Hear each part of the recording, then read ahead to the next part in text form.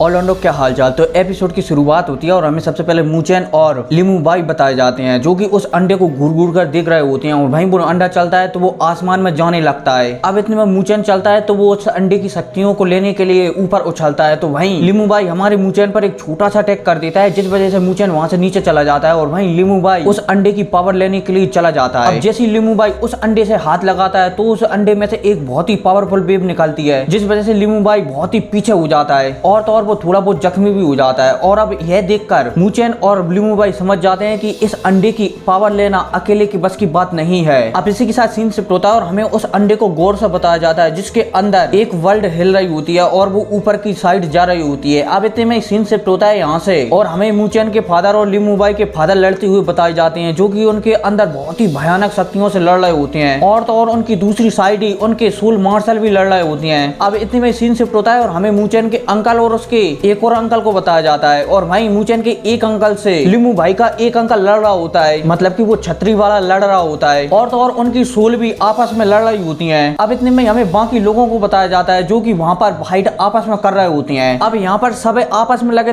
तिरी मचाई रहे होते हैं तभी वो अंडा आसमान में आ जाता है जिस वजह से सभी की नजर उस अंडे पर पड़ जाती है और सभी फाइट करना आपस में रोक लेते हैं। अब इतने में लिमू भाई के फादर चलते हैं तो वहां पर कहते हैं कि ये अंडा सिर्फ मेरा है और उसे लेने के लिए जाने लगते हैं और वहीं मूचेन के फादर जब लिमू भाई के फादर को ऐसा करते हुए देखते हैं तो वो भी उस अंडे को लेने के लिए जाने लगते हैं। अब वो दोनों उस अंडे के बहुत पास पहुंच जाते हैं लेकिन पास पहुंचने के बाद मूचेन के फादर उसे हाथ ही लगाने वाले थे तभी मूचेन उनसे कह देता है कि डैड रुको, उस अंडे से हाथ मत लगाना। और यह कहती ही मूचेन के फादर चलते हैं तो वो उस अंडे से हाथ नहीं लगाते। अब इतने में लिमू भाई के फादर को बताया जाता है जिसने उस अंडे पर हाथ लगा दिया था और हाथ लगाते ही लिमू भाई के फादर की स्पिरिचुअल ऊर्जा उस अंडे के अंदर जाने लगी थी और वहीं जब लिमू भाई के फादर अपने साथ ऐसा होते हुए देखते हैं तो वो शॉक्ड हो जाते हैं, इसलिए वो अपने वहां पर अटैक करते हैं जिस वजह से वो उस अंडे से पीछे हो जाते हैं। अब इतने में लिमू भाई के फादर वहां पर अपने ग्रुप के पास वापस आ जाते हैं और वहीं मूचेन के फादर भी अपने ग्रुप के पास वापस आ जाते हैं। अब इतने में लिमू भाई के फादर वहां पर सभी से कहते हैं कि हम इस चीज को जैसा समझते थे वे चीज वैसा बिल्कुल भी नहीं है, ये चीज बहुत ही ज्यादा खतरनाक है। अब इतने में सीन शिफ्ट होता है और हमें मूचेन के फादर को बताया जाता है जो कि वहां पर कह रहे होते हैं कि तुम में से किसी को चोट तो नहीं लगी। और भाई मूचेन के फादर मूचेन से पूछ रहे होते हैं कि मूचेन तुम्हें चोट तो नहीं लगी और अच्छा हुआ कि तुमने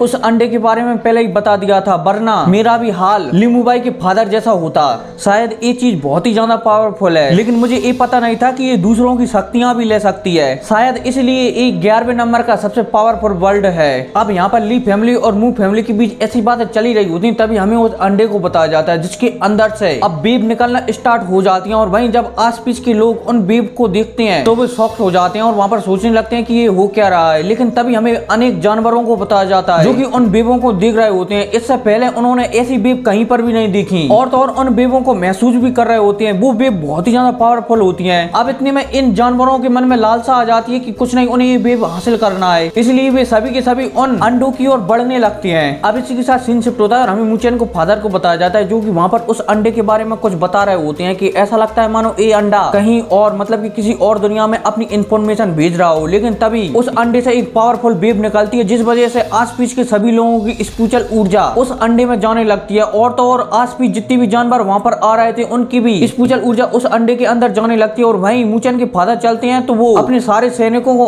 और मूचेन को लेकर वहां से दूर चले जाते हैं और इतनी दूर चले जाते हैं जिस जगह से वो अंडा उनकी ऊर्जा न ले सके। अब इतने में मूचेन के फादर वहां पर कहते हैं कि मुझे लगता है कि इस वर्ल्ड का दोबारा से जन्म होने वाला है और ये वर्ल्ड इतनी ज्यादा पावरफुल है कि इसे जन्म लेने के लिए लाखों जीवों की आवश्यकता पड़ेगी, मतलब कि लाखों जीवों की ऊर्जा की आवश्यकता पड़ेगी, तभी तो ये सभी जानवरों की ऊर्जा अपने में सुखाता जा रहा है। अब इसके बाद काफी समय तक ऊर्जा लेने के बाद वो ऊर्जा लेना बंद कर देता है और ऊर्जा लेना बंद होते ही मूचेन अपने फादर से पूछता है कि फादर ये क्या हुआ। तो वहीं मूचेन के फादर भी कह देते हैं कि मुझे लगता है कि इस अंडे को जितनी ऊर्जा की आवश्यकता पड़ी थी वो ऊर्जा ये ले चुका है, इसलिए शायद इसने अब ऊर्जा सूखना बंद कर दिया है। अब इतने में हमें उस अंडे को बताया जाता है जिसके अंदर क्रैक पड़ रहे होते हैं और उन क्रैकों से एक बहुत ही चमकीली रोशनी निकल रही होती है। अब देखते ही देखते उस अंडे से एक धमाका होता है और उस धमाके के साथ साथ वहां पर एक स्पिरिचुअल एनर्जी से बना हुआ वर्ल्ड बनने लगता है और देखते ही देखते वो वर्ल्ड बनकर वहां पर तैयार हो जाता है और उस वर्ल्ड से भयानक शक्तियां निकल रही होती हैं। अब इतने में वो वर्ल्ड अपने पंखों को खोलता है तो उसकी स्पिरिचुअल एनर्जी से चारों तरफ तूफान आने लगते हैं और वहीं उस वर्ल्ड को देखकर नीचे वाले लोगों की तो आंखें खुली की खुली रह जाती हैं। अब इतने में उस बीस्ट के जन्म लेते ही आसमान में एक बहुत ही भयानक तूफान उठने लगता है, मतलब कि एक बवंडर चलने लगता है और वहीं उस बवंडर को देखकर मूचेन के फादर वहां पर कहने लगते हैं कि ये अभी स्पिरिचुअल बीस्ट है, अगर इसे मतलब कि ये पक्षी अभी आत्मा के रूप में है, अगर इसे अपना शरीर प्राप्त करना है तो इसे इस तूफान से गुजरना होगा, तभी ये अपना शरीर प्राप्त कर सकता है। अब इसी के बारे में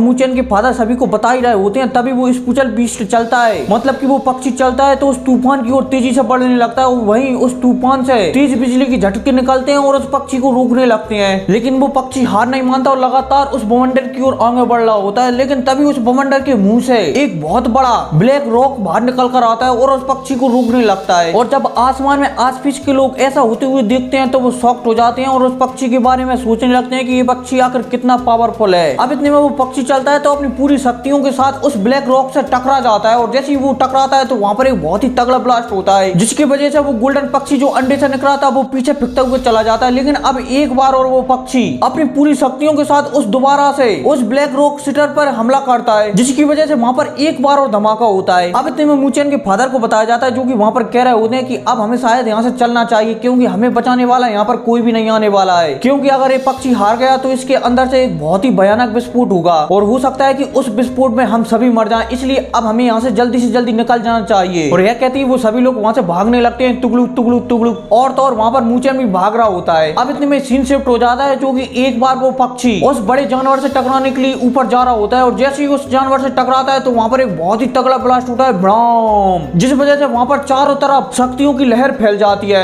और तो और तब वो वहां पर धमाका होता है, चारों तरफ के पहाड़ भी ढह जाते हैं और उस पहाड़ों से बड़े बड़े चट्टानें इधर उधर टपकने लगती हैं। अब इतने में मूचेन को बताया जाता है, जो कि वहां से भाग रहा होता है, लेकिन एक चट्टान उसमें टकरा जाती है, जिस वजह से मूचेन वहां पर पीछे फेंकता हुआ चला जाता है, धड़ाक। अब इतने में मूचेन पीछे ही होता है, तभी उसके पास जो तांबे का टुकड़ा था जो उसने हॉर्नलीन से लिया था वो चमकने लगता है। मूचेन उसे देखता है, लेकिन तभी वो किसी अलग ही दुनिया में पहुंच जाता है और वहां पर वो एक लड़की को दिखने लगता है। अब शुरुआत में वो लड़की पहले तो उसे धुंधली दिखती है, लेकिन एक समय बाद वो लड़की उसे साफ दिखने लगती है और वो लड़की और कोई नहीं बल्कि लियू लियू होती है, मतलब कि हमारे हीरो की गर्लफ्रेंड। अब वो उसे देखता ही है, तभी मूचेन के सिर में दर्द होने लगता है और जब उसे होश आता है तो वो अपने घर में होता है, जहाँ पर उसके फादर उसके पास बैठे हुए हैं। अब इतने में यहाँ पर मूचेन के फादर कहते हैं कि तुम वहाँ पर बेहोश हो गए थे और मैं तुम्हें यहाँ पर ले आया हूँ। और वहीं मूचेन भी अपने फादर से पूछता है कि फादर उस वर्ल्ड का क्या हुआ, तो मूचेन के फादर मूचेन को बताते हैं कि वो वर्ल्ड वहाँ पर नष्ट हो गया है और मुझे नहीं लगता कि अब ली फैमिली कभी उसे हासिल कर पाएगी। और यह कहते ही मूचेन के फादर चलते हैं तो वहाँ से चले जाते हैं। अब इसी के साथ सीन शिफ्ट होता है और हमें मूचेन को बताया जाता है, जो कि वहाँ पर ट्रेनिंग कर रहा होता है। अब थोड़ी देर तक ट्रेनिंग करने के बाद उसे एहसास होता है कि वो अब ब्रेक थ्रू करने वाला है, मतलब कि अगली रैंक पर पहुंचने वाला है, इसलिए वो थोड़ी देर तक अपना कल्टीवेशन रोकता है और फिर एक गोली को खाकर दोबारा से कल्टीवेशन में लग जाता है। अब कल्टीवेशन करते करते वो फाइनली ब्रेक थ्रू कर लेता है और अब वो फाइनली